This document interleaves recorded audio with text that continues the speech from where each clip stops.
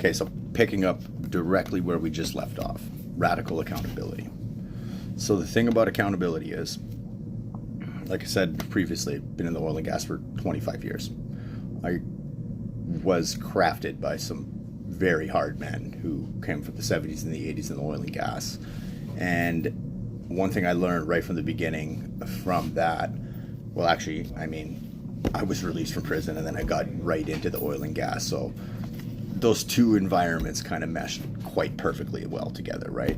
So once I got into that industry, it was very quickly learned that if you mess something up, you take accountability and you take ownership for it.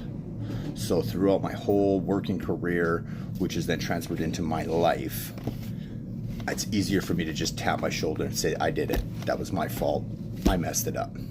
So I know in this day and age, there's a lack of accountability. I see it in the industry now through and through, where more people are just afraid to actually just like own it. Just own it. That's one thing we say up in our industry, right? Just own it.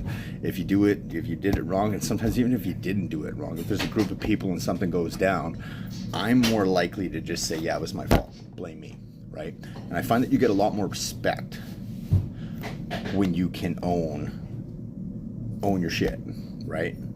So I feel like that transfers over very well just into regular life as well too. So what do I own from this situation? Okay, so I'm reading a really great book called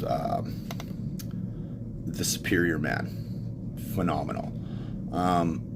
Had I read that book a few years before, maybe this never would have happened, but you know, shoulda, coulda, wouldas. So with that being said, it's like anything and everything, anywhere that I end up in my life at this point, I did it. It's my fault.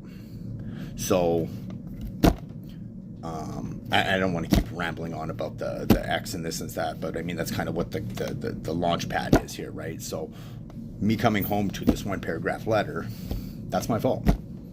There's something that I was lacking. There was something that I was not doing. There was clearly steps that happened before this moment that I did.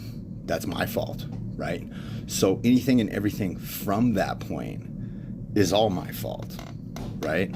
So, you know, my suggestion is that maybe like if you find yourself in these situations, just look inward first, right? Before you start pointing that finger outwards. We all know how that saying goes. One finger points out, three fingers point back, right?